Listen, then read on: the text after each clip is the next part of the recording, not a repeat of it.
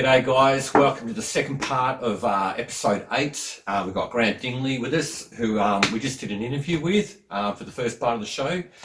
And at the moment we're going to do the Corey's Wall of Sound, where we rate we're not rating all the albums, but we're going to do our top 10 AC/DC albums, which I'm looking forward to.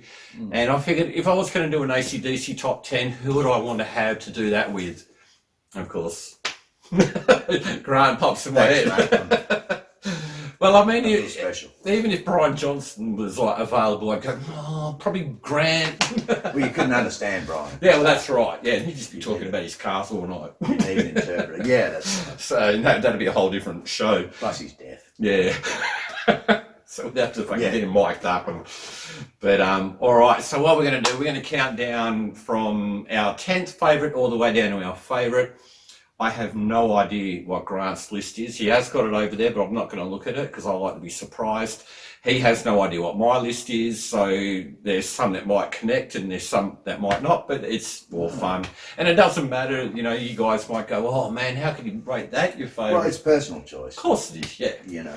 So put your list down below if you want, and because I like looking at other people's. People do, they'll add their thing down in the comments. All right, I'm going to have to get my list and put it over here. Well, you can see mine. I'm going to try not to look that way. Okay, don't. And I would need my glasses. Good. So whenever they're on, All right, well, let's start. You start first. Okay. Your 10th favourite album. I mean, it was a bit hard to do that. When you get down to the top 3 or 4, you can, but then it's sort of a bit those last few. Anyways, I think for me, number 10, I'd have to say, would be Blow Up Your Video.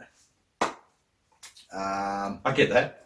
I think it was sort of, to me, it was kind of the last of their good albums. I'm sorry for anybody, but for me, who discovered them early on. Yeah. I thought Blow Up Your Video was it was a real messy, scratchy kind of album compared to what they were normally doing. Yeah. But with that's the first time they come back to Perth since 1980. Yep. With that tour. Yep. So for me, it was like, I get to see AC/DC. I've grown up all these years in the bedroom listening to them. Yep. And here they are on this tour, this Blow Up Your Video tour. They've released an album.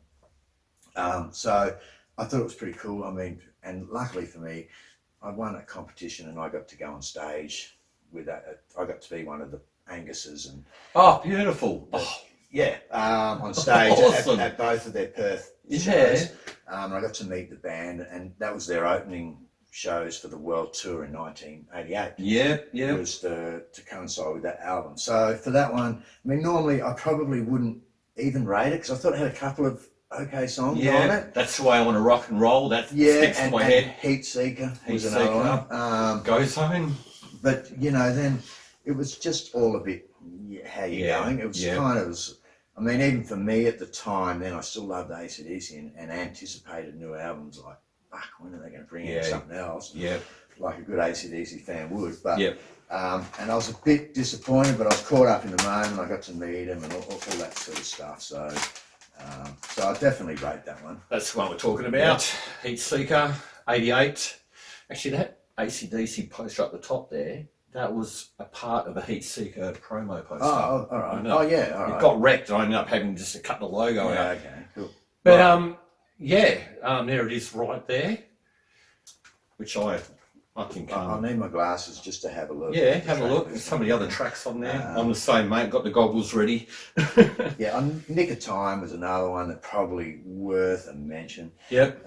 But, really, I think it was just one of them ones that...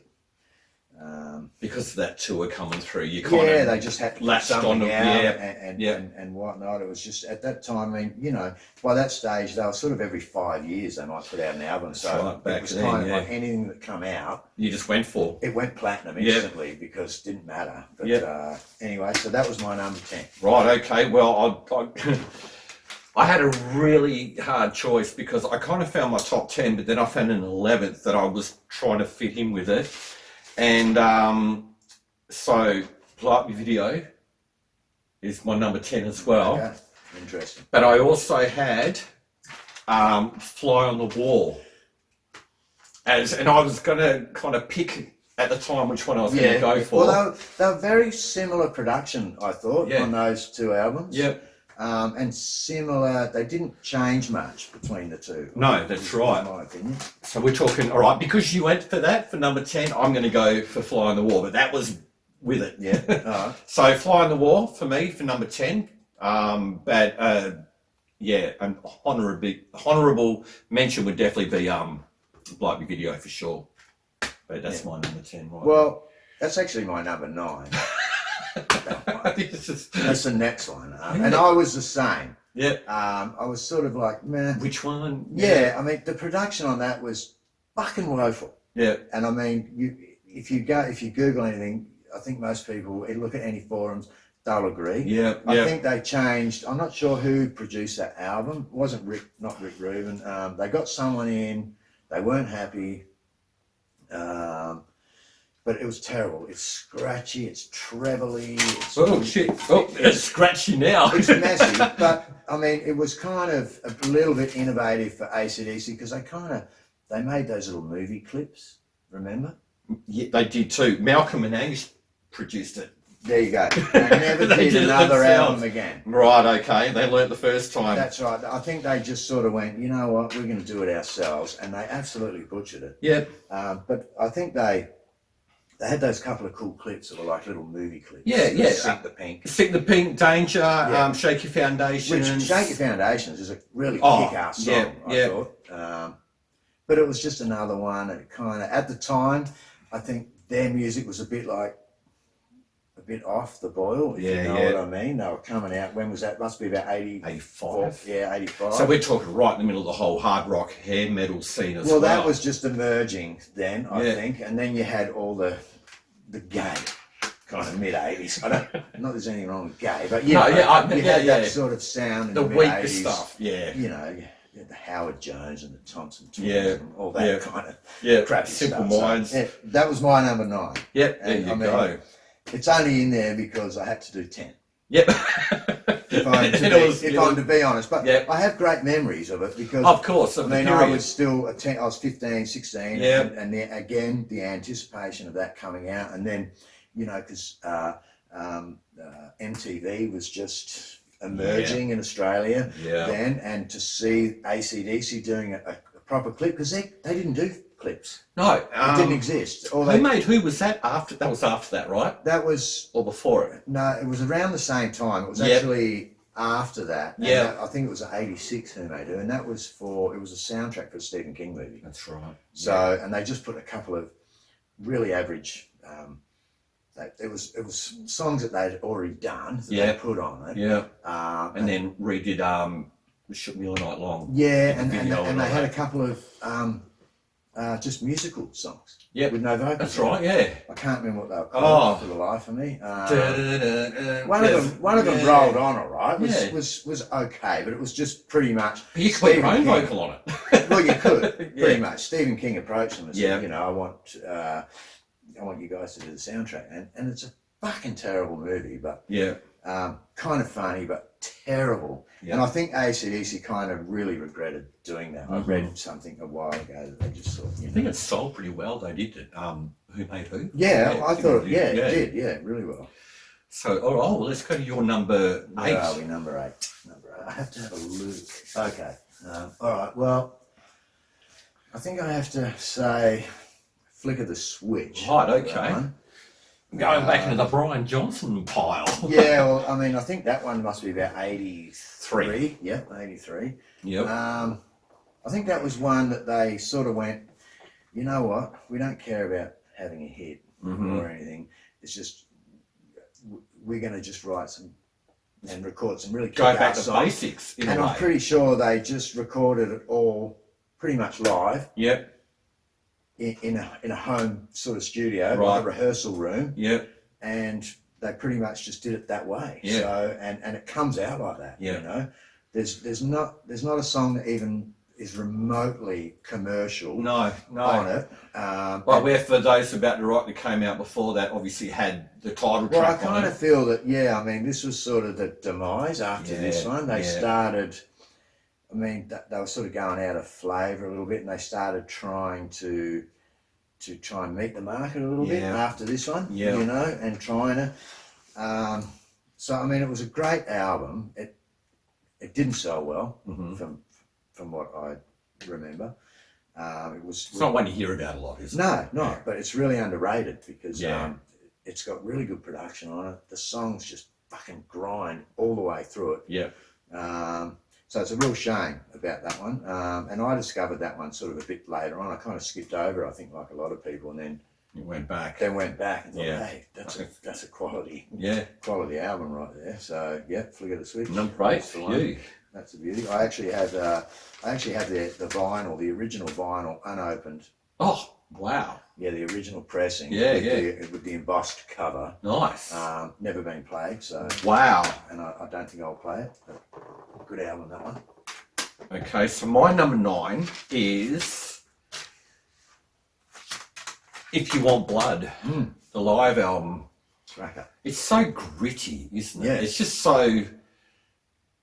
It's meat and potatoes, and that's all, isn't it? Really? Well, it was just, you know, the good thing about it was one concert.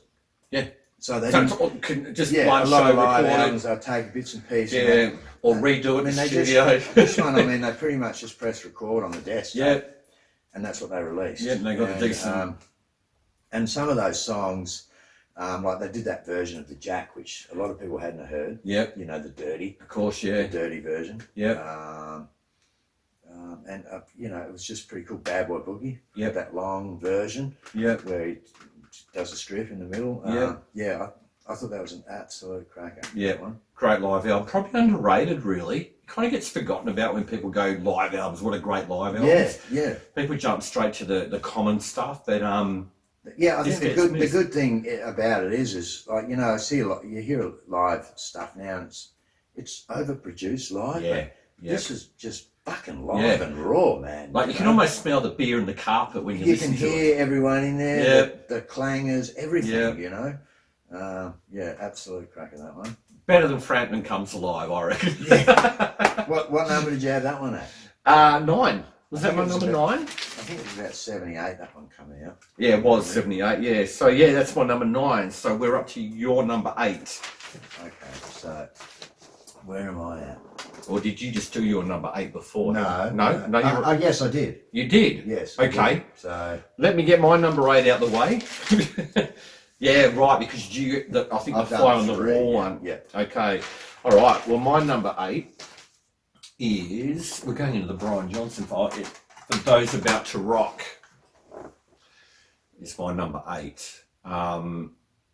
It was almost like, to me, they really tried to back up the success of Back in Black. It was close to. Yeah. Very close. And the title track, obviously, for those about to rock, could have been on Back in Black. Oh, awesome. But there wasn't really anything else that stood out as much as what the Back in Black album did. What's your thoughts on that? Well, yeah, I tend to agree. I mean, Back in Black, I think we won't talk about Back in Black. No, not yet. But this one, I mean, it was the follow-up, and how can you follow up an album like Back in Black? Yeah. Let's be real. Yep. I mean, I don't think any band in the world can follow up like that. No. But when you look at this album and think about it, it didn't have that commercial success. Mm-hmm. But, you know, I mean, the Cannons they're still using to this day. Yeah, it's definitely made an impact on their career.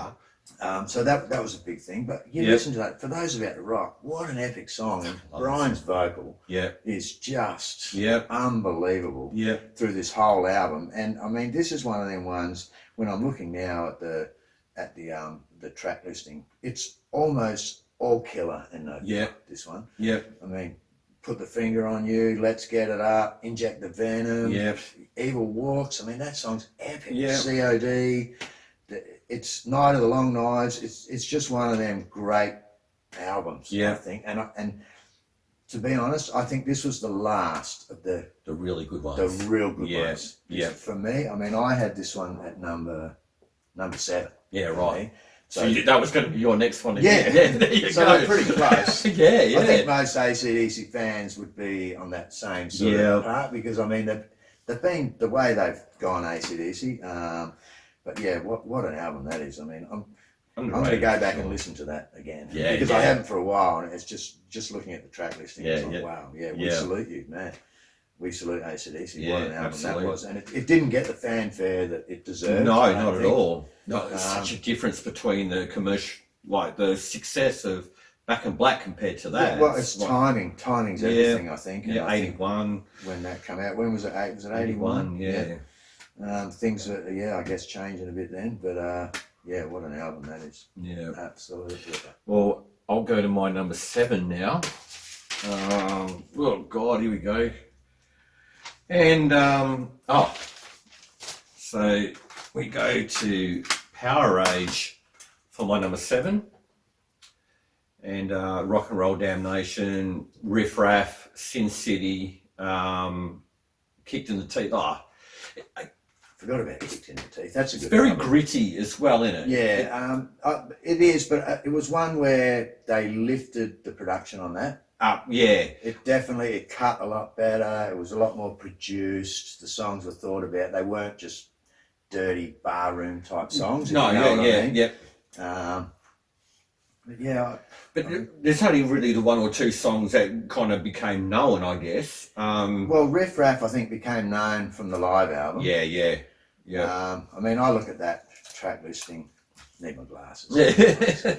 We're all wearing the goggles now. But there's quite a few good bluesy songs on that too. Like Gone Shooting. That's freaking awesome. Up to My Neck in You. I mean, that's just a great tale when you listen to the lyrics. Yep. I mean, as Bon, Bon was just a brilliant songwriter. Do you think out of all the Bon albums that one's probably the one's kind of been forgotten about? Yeah, I think it was probably released a bit too close to Highway to Hell. I mean, America didn't want to know about this one. No. Down Payment Blues, another great song. Yeah. I mean, the only real one that was a bit commercial was Rock and Roll Damnation, I think. Yeah. Kicked in the Teeth was just like Whole Lot of Rosie, pretty much. Yeah. One of them type of songs, but a great album. And I think that's where they started doing a few harmonies, and the production was opening a lot better. They were trying to get a bit more of a commercial sound, because by this stage they'd had 6 albums. Yeah. And America didn't want to know about them. Yeah. England were just taking notice of them. Australia wasn't big enough for them. They wanted America, and I think that's what they were trying to do with this album, but it failed miserably. But it's for the AC/DC purists, it's a great album. Of course, because I think out of the Bon era, this was the first album where they really, really focused on the production and the sound and everything. For me, that was a great. Them getting album. Serious, I guess. Where did I have that? What number are we So I had on number 7, so you're coming into your number 6 now. Well, what did you do? Have you got your... Yeah, what was your number 7? My number 7 was... For those about to rock. Yes. Yeah, okay, so we're up to that, we're up to it. Yes, okay. All right, so what, number 6? You're number 6 right now, Okay, well, number 6 was, for me... This is fun. All right, this one. Okay. Let There Be Rock. Yep, okay. Great album. So, I do have... well, that's the one I...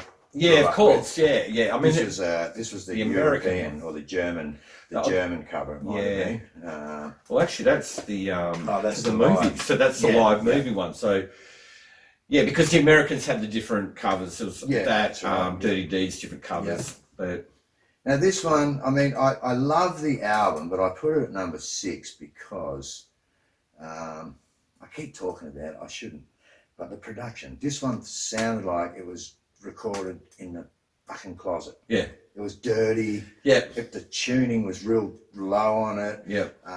It was muddy. The guitars were really muddy on it.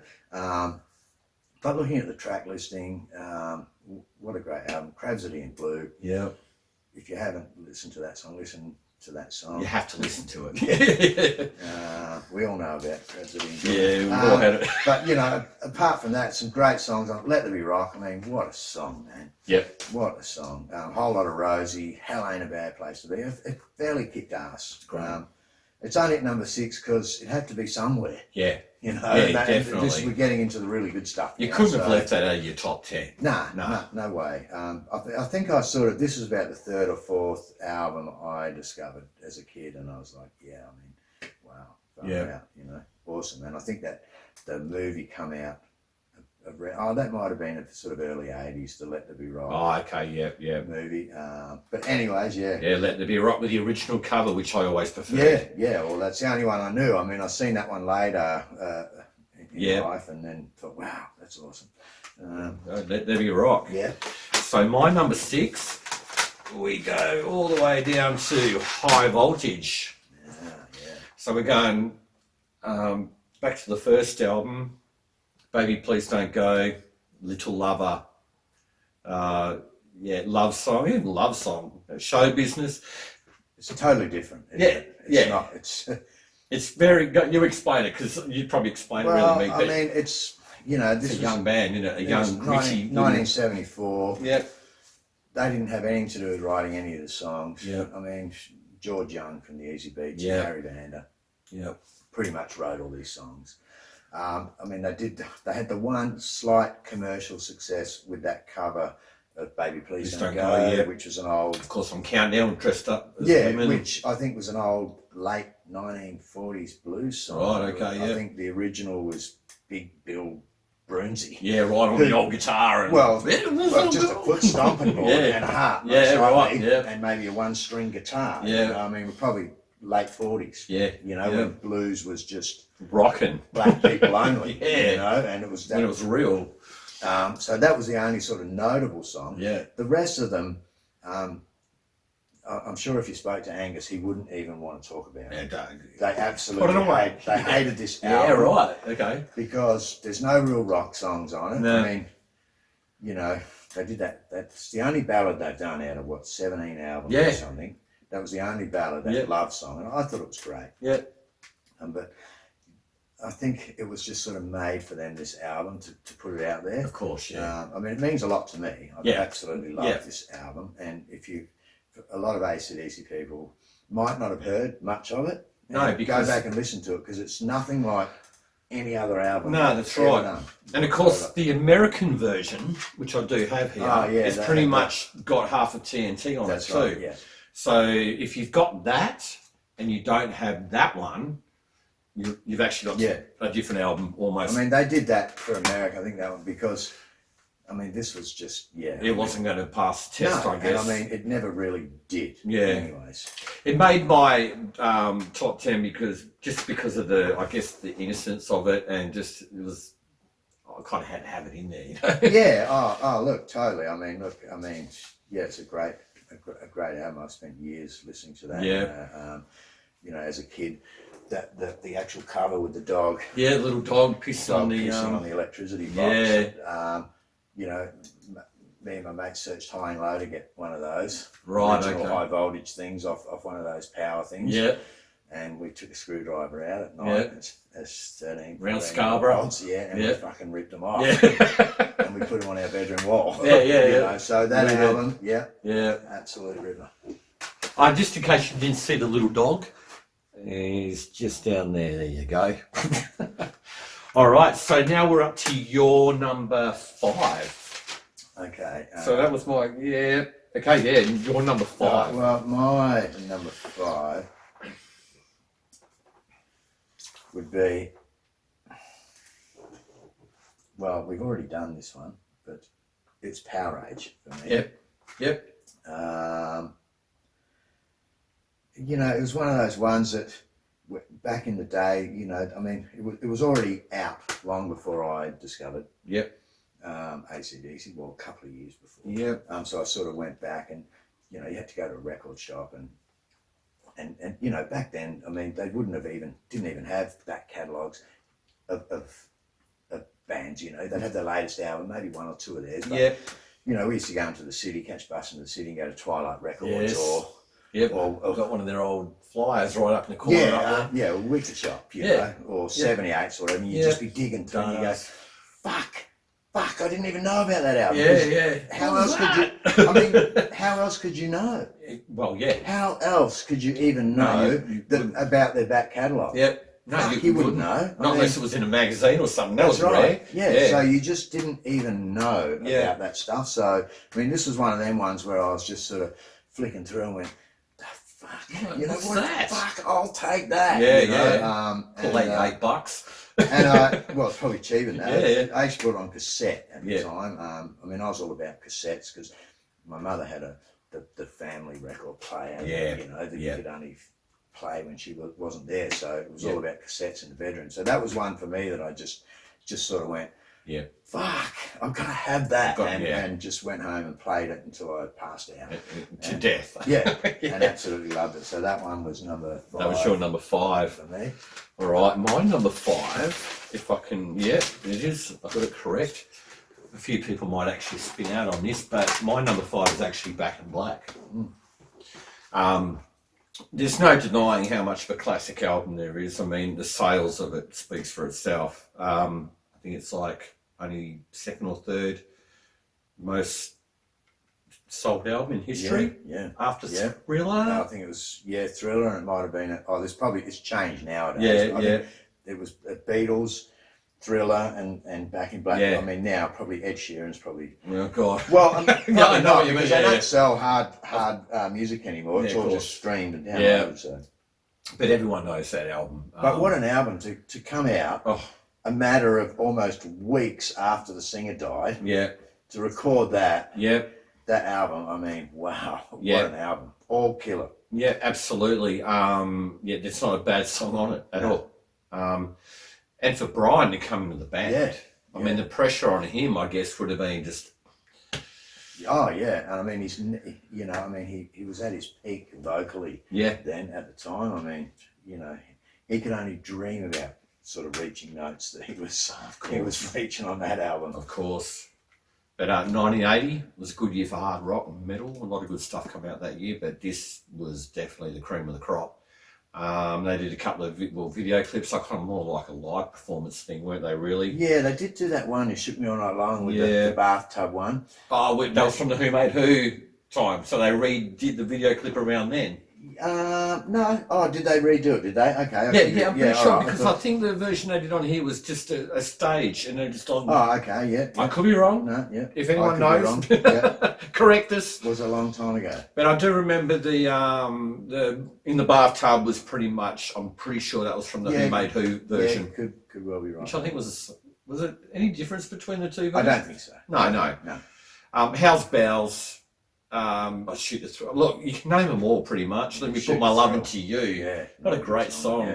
Back in Black, You Shook Me All Night Long, and Rock and Roll Ain't Noise Pollution, which I love. Love that song.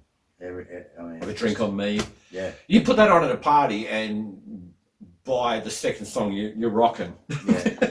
If anyone didn't know any of them songs, get out. Yeah, you got to go home. Go back to the womb. Start again. Yeah. You got it wrong. Okay, so we're up to your number 4, I believe.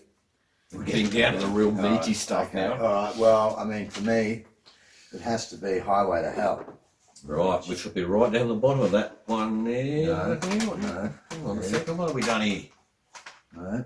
There it is. Yeah. Okay. I'll put it in the wrong pile. No, it's the Bon Scott pile. That's right. Highway to Hell. Yep. Number 4. This is the album that they made 6 before to get to this point. Yep. This was the album that broke them in America. Mm-hmm. Sadly, Bon died just as this thing just went number 1 everywhere. Yeah. Pretty much. Yeah. Like Clink? Was it Clinky that did that? Was that his... I'm not trying to think.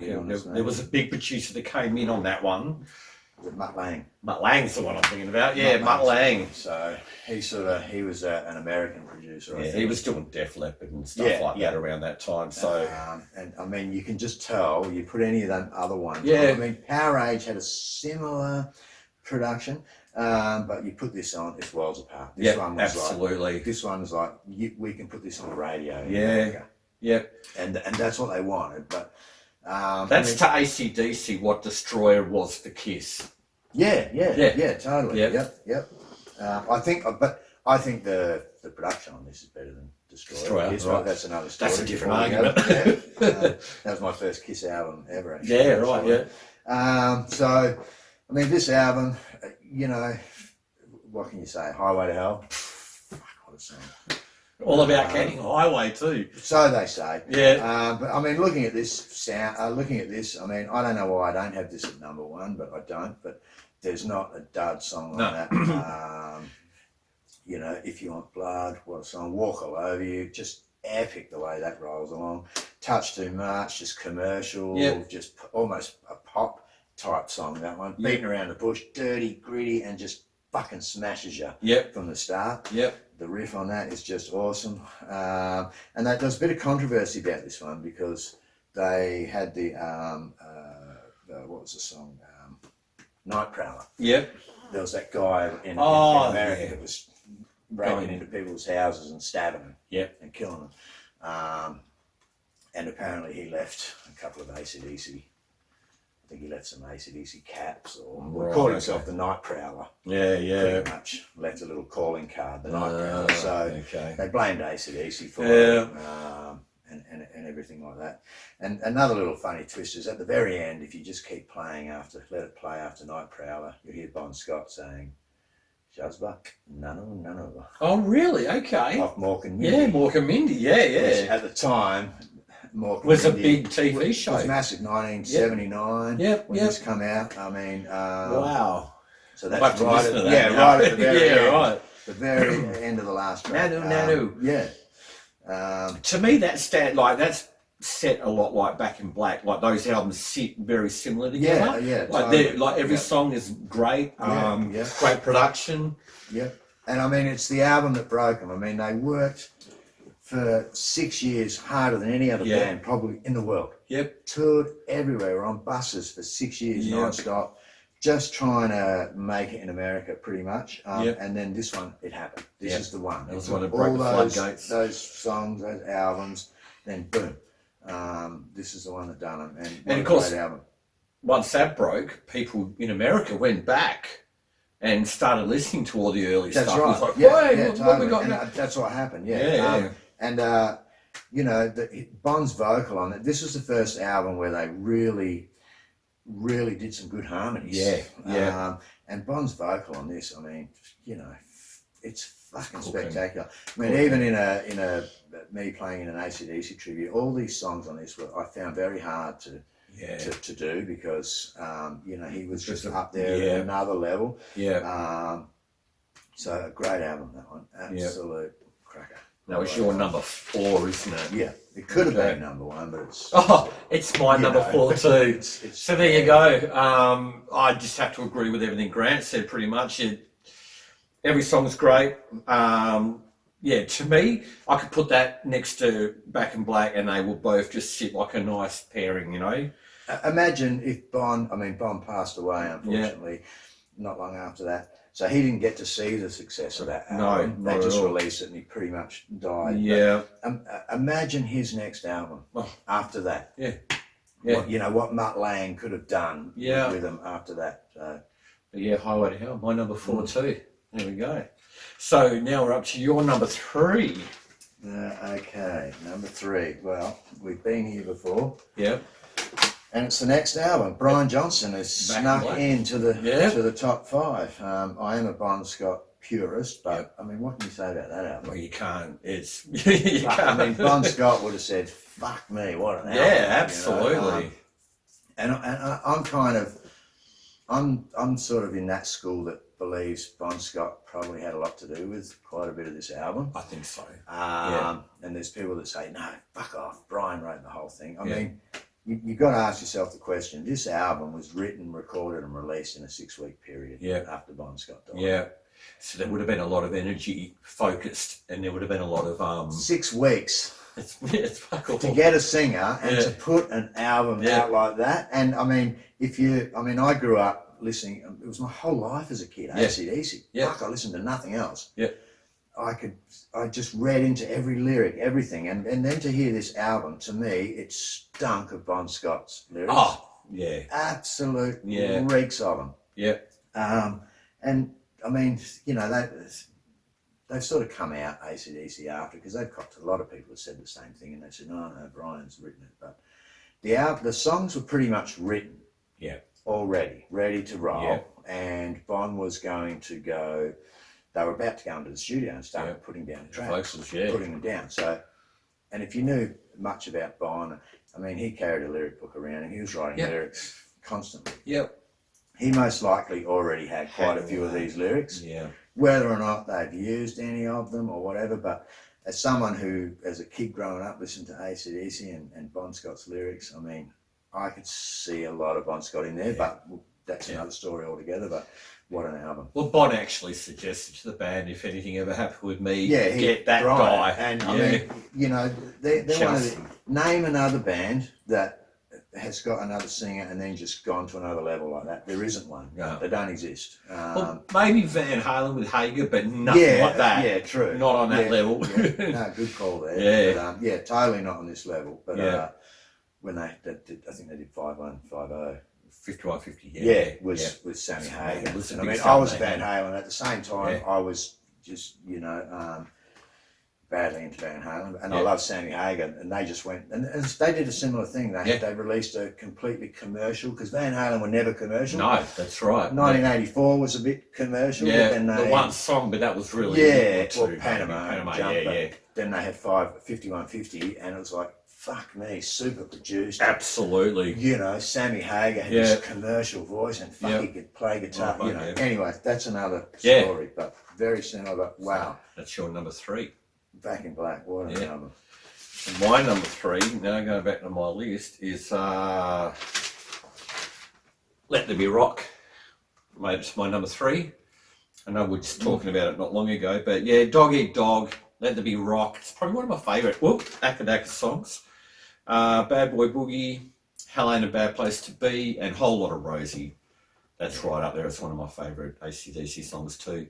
And just that cover, like, it's really nothing to it, but it's actually telling you, hey, That's what they're all this is about. kicking ass. Yeah, I'm playing something, you don't know what it is, but I'm kicking ass. So, and how fast the fingers are. Yeah, look, it's blurry. And when they actually recorded that, another little interesting snippet is when they were recording Let There Be Rock, the solo at the end, Angus's valves in his guitar actually caught on fire.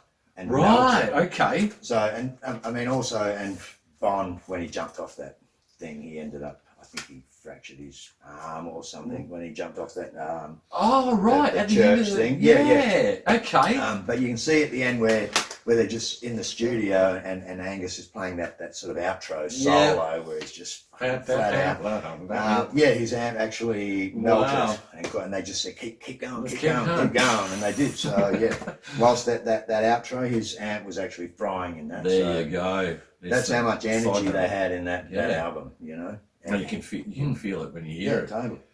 Number 2 for you. All right, number 2. Well, that takes me right back to being in year 8 or year 9 at Scarborough High School. Yeah. Your High Voltage. High Voltage. Yeah. Again, it's probably a pretty average album on most people's radar, but it was discovery for me. Yep. And it was discovery about Bon Scott, and it was about being, a 14, 13-year-old kid after school in the shed with my best mate. Yeah. And his old mum's 70s games room and the pool table and the old record player, and this was one of about 3 vinyl records that we had. Yeah. Dirty D's was another one, and it just got played to within an inch of its life. And I mean, we would be there for hours on end, just turning over the record, turning it back over, and we'd be singing in each other's faces, like, word for word, like, with passion. Fucking, we're fucking living this. Yeah, we were, man. It was just, I mean, I mean, I don't know if kids. I'm sure kids experience that these days, but Yeah. in a different way. But that's what this album meant for me. It was like, fuck this band, like wow. Because when you find music like that and you find bands like that, you really do feel like you've just found a shitload of gold. It's oh my God, this has just changed my whole world. Yeah, for sure. I could do anything now. And I mean, kids do it these days, I guess, but I mean, they're open to everything on the internet. We had to stumble on these, or we had to... Yeah, you had to dig for gold. Yeah, it wasn't easy, I mean... And these days, back then we listened to whole albums. These days, kids just listen to songs. I know. One song. I mean, they'll just stream stuff and not even pick the song. Whereas we just played the thing over and over and over. You had to work out the lyrics yourself. You had to, you know. So this one, High Voltage, was a great one. Number 2, all right. My number 2, and I'll tell you what, the last two are very hard for me to choose. But I'll probably change it next week, but my number 2 is Dirty Deeds. I love the album, but even the artwork, the cover, it's got Bond. Awesome art. It's got they're at the pool, they're at the pool room place. There was those places all over. I think back in them days. Just a real snapshot of the mid-70s. Gritty, bar room type stuff, You know, they got the cigarettes hanging out in the mouth, the denim jackets, the messy hair, the wife beaters. But you know what? It was all real. That's what I love about it. That was not bullshit. That's just how they walked on stage every single day. This is it. They were, I mean, it's not really, there's a few photos and that in there.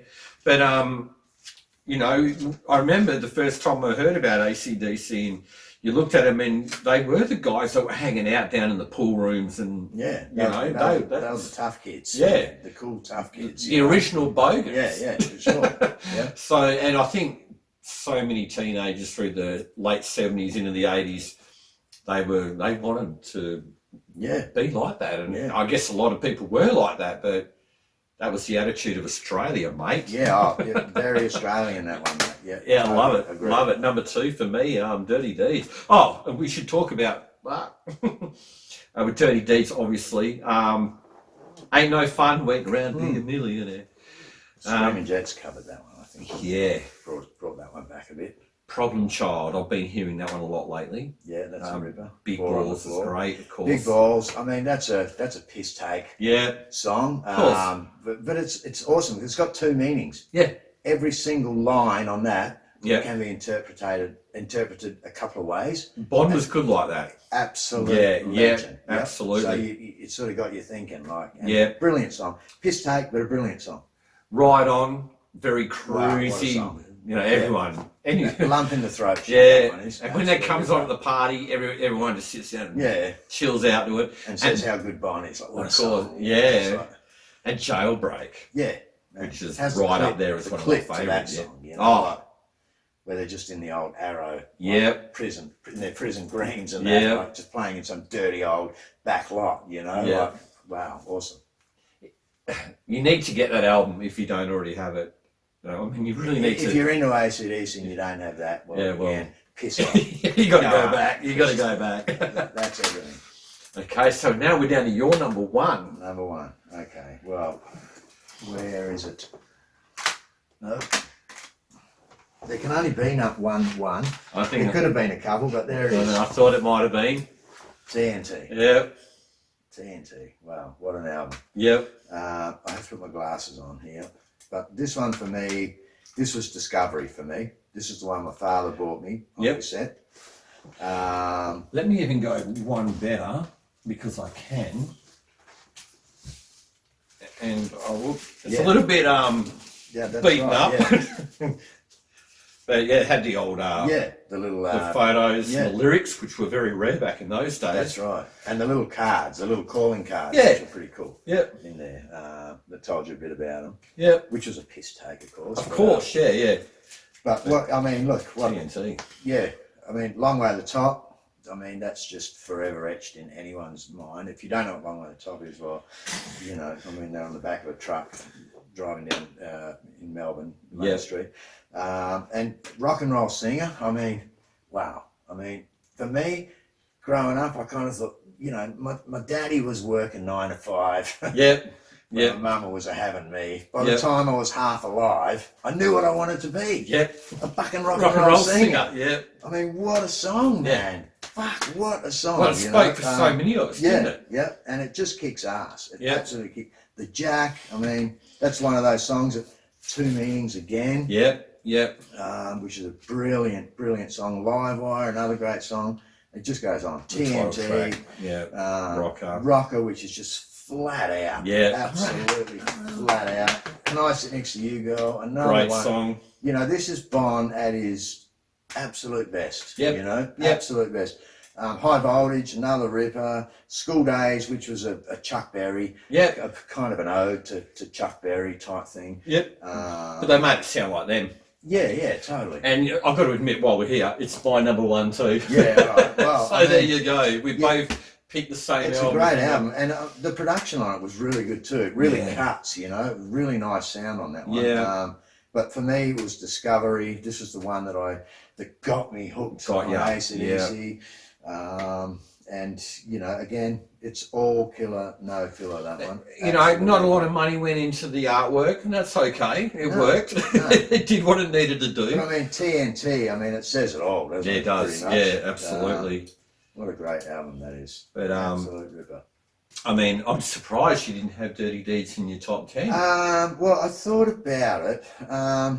Just didn't quite make it. No, you know, I mean, it was one of those things that I wanted to have all the Bon Scott stuff in there, But I you mean, knew there had to be there's a reason behind Yeah. every one that I had. I mean, Yeah. Dirty D's was another one that me and my mate were playing at the same time as we were High Voltage Yeah. around the pool table when we Yeah. were 13 years old, and you know, screaming in each other's face type Yeah. thing. It was one of those, but I think High Voltage was the real one for me. Yep. So yeah, Dirty Deeds just kind of missed out because I thought that for other reasons that Fly in the Wall should have been in there and Yeah. Blow Up Your Video, Yeah. because they were significant times in my Yeah. life as well. Yeah. So I mean, it's not just It's not all totally- about it's what absolutely what it means to me. So yeah. and I guess everyone has their own Of opinion course, of yeah. what you know what should be. So What about honourable mentions? Is there any, like, you can name two albums that you didn't name that you would like just to bring up and go that you enjoyed that? well, you're Dirty Deeds, obviously. yeah. So Dirty that's one of Deeds them. Yeah. was a ripper. And probably, I mean, If You Want Blood was a great live Yeah, album. And yeah. I didn't really like live albums when Yeah. I first heard it. Yeah. And then, you know, it sort of brought them. It's kind of reinvigorated quite a few of their songs. Yeah. And sort of put it out there a lot more. And I mean, then I played in the AC/DC tribute band, and we did quite a few versions of that, If You Want Right. Blood. Gotcha. So Yeah. the only reason I didn't put that in there because it's not a studio album. Yeah, So yeah. I thought I would, and there was nothing new on it. Right. Yeah. Of There was course. Yeah. just new versions. So Yeah, although it was significant to me, I you know, and I really liked it. So that was one that missed out. And Dirty Deeds. Yeah. And Who Made Who, if I was to, Yeah. Adam. Yeah. You Adam know, Third. Yeah. you know, I don't know, at the time, you know, again, it was a time where you just Was still young, and you were hungry Yeah. for new music and, Yeah. and from the bands that you love. and you were starting to play in bands. Yeah. Or you're in bands around that time too. So it was more. Yeah, it was pretty awesome. Closer feeling. And the fact that you kind of felt like, wow, they're doing a soundtrack Yeah. now, so you felt like, wow, they made it type Yeah, thing. It's yeah, like, wow, yeah. you know, because you just Yeah. wanted them to be, you know, The big massive. singing, Yeah, yeah. So that was kind of cool. Well, my honourable mentions would be Razor's Edge, which Yeah. I thought was quite a heavy album. Well, it wasn't bad actually. That Thunderstruck. I mean, it's an Yeah. epic song that Yeah. will forever be around. Like, you know, it's an anthem type Yeah. thing. That opening riff. It's actually not one of my favourite songs of theirs, but I had to learn it, and I taught a lot of kids on guitar that. Yeah.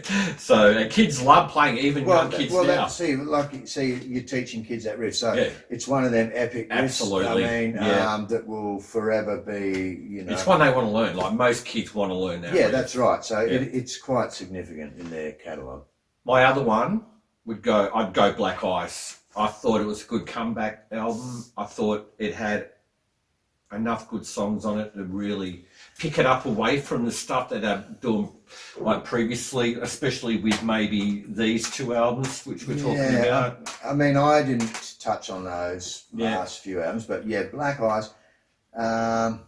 I think You would have been a little bit surprised with that. Well, I thought it was like Brian's voice was. I felt it was shot, and they tried to work the album around his voice, and he sort of went down a couple of octaves, and he started sort of being a bit, you know. I think was that the one that was Safe in New York City on that one? Was that that one? But they had a couple of okay ones, but I was very disappointed. I mean, you know, I think Malcolm sort of stopped writing songs a long time before they actually. So, and they were just reusing a lot of sort of stuff that never made it to past albums. I thought Rock and Roll Train. Oh yeah, was a great song to come back to. Yeah, like, it was okay. Yeah. I mean, I've actually played this album a few times all the way through, and I actually remember walking away thinking that wasn't too bad. Yeah, I'd like to revisit them. Now, of course, yeah. And give them a good listen for sure. Yeah. I mean, I think I've still got this unopened. Yeah, right. Still got the plastic on it. Yeah. So, you know, that's how much he loves it. Well, no, I've listened to them all. Of course, yeah. I think I got a collector's edition or something, and I just thought I'm not going to play that. But, just keep it aside. Yeah. Well, there you go. There is our AC/DC top 10, and I think we did a pretty good job. And I can't believe we finished up on the same album. That was well, we're pretty similar there, mate. I think. Very similar. I think most people that of our vintage that sort of grew up with it. I mean, I'm surprised because I never thought you were such an AC/DC person. I thought you were more of your Skid Row. Oh well, and at times I was more of that sort of metal type scene. So you've surprised me, mate. Oh look, I've always liked AC/DC, and I guess they were always kind of, to me, a band that kind of was in the background doing their own thing, and even though I was listening to a lot of other things, they were kind of always there always setting a certain mark, because everyone looks at AC/DC as being like, you know, they're with Black Sabbath, Guns N' Roses, Kiss, they're legendary, they're like a classic rock band now. Yeah, but then you got that sort of set of people that think, AC/DC shit, this and that and everything else. But I mean, a lot of those bands, like, you know, you talk to people, you know, like Mustaine from Megadeth, or even Ozzy Osbourne, or Pantera, all those bands, the first thing they tell you is fucking AC/DC. Oh, absolutely. Yeah. AC/DC inspired me. I grew up listening to that. That's what got me into it. You know? So, you know, they were a huge influence for bands that you wouldn't even think of. Oh, absolutely. That sound nothing like them, but they were sort of, you know, like me, grew up listening to that shit. Yeah. Going, fuck, you know, like rock and roll, man. I mean, Rob DeLuca, who plays with Sebastian Bach and also with Spread Eagle, and like we've become really close friends over the years. And the first time that I hung out with him when he come to Perth, the first thing he wanted to do was he wanted to go to Bon Scott's grave. Got photos, I'll show you after. But you know, and when Motley came, my mate Paul Miles, he ended up showing him the way and getting down there and showing Nicky Six, and there it is. You know? So anyone that comes to Perth that knows their music and rock out, going down to Fremantle is definitely usually the first. As it would be. Sure. So we're proud of Bon, obviously, because he, you know, grew up in Perth for a lot of his years, and and all that kind of thing. And obviously, he's a big hero of yours. Yeah, I mean, look, just recently I went to his house that he used to live in Fremantle. Wow. Just happened to be driving past there, and I said to the missus, let's just go and ask. This is where Bon used to live, up in his house. Yeah. And I got the old photo of the front of the house. Like, when it was a postie, when the one he was on that post on the bike, and I've seen the picture going around. It was in North Fremantle, actually. And the house is still there, and it's just like, sat there for a bit, having a bit of a look at it, and thinking, fuck, you know. And I'm imagining it to be one of the old it's an vibro. No, it's an old Federation type house with the, you know, red brick type thing, grand stairs at the front and everything. I mean, look, there's a lot of Bon in Perth, I think. Yep, absolutely. So it's good to go and see some of the places where, you know, every time I'm in Fremantle, I sort of get that bit of a vibe about him, you know. It's like, he could have been here. Yeah. One stage. He was probably round the corner there having a fucking dart and a beer or something, you know. Well, I remember even reading one of his books, I think, Highway to Hell, and was talking about, well, not him, but the person was talking about how he did his first gig in the Fremantle Town Hall as a bagpipe player for the school band or something. Yeah, yeah. And I'd played there in a band comp, obviously years later, and I was like, oh wow, same stage. Yeah, you know. yeah. So right, it's another thing. Yeah. Like, you know, there would have been a lot of a lot of pubs we played at Yeah, that he yeah. would have played at. Yeah, of course. Yeah, So for sure. But yeah, so there you go, AC/DC, our top 10, and Grant, want to thank you again Thanks for for having me, man. mate. No worries. It's been a good night. I can talk about AC/DC all night. All night. Yeah, and we sure. might have to come back and get Grant back again because there's probably a couple of other bands that he might be able to help me out on. So yeah, it was great. Yeah, man. Cheers. Seeing you, and we will be back for episode 9 sometime in the next couple of weeks. But until then, I hope you enjoyed this one, and I hope you enjoyed the interview with Grant that we did earlier. And we're going to say goodbye. So thank you again, and Cheers. Catch you care. later. See you later. Anyway, you're too afraid to what to the things to say. I could have left, but I fell right back behind.